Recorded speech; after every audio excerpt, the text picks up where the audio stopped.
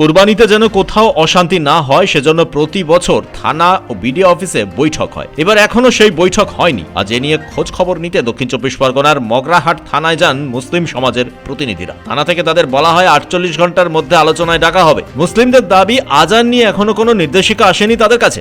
এখানে এসেছিলাম, আমাদের বিগত বছরগুলোতে থানা থেকে আমাদের ব্লক অফিস বিডিও স্যার ডাকে কুরবানি সম্বন্ধে সমন্বয় কমিটির তরফ থেকে ডাকা হয়।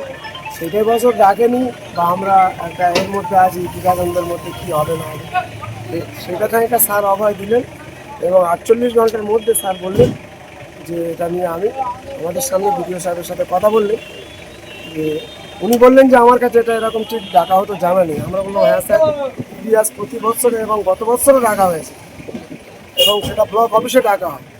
তারপরে উনি আমাদের কথা শুনে বিডিও স্যারকে ফোন করলেন, উনিও বললেন যে হ্যাঁ এটা ডাকা হয়।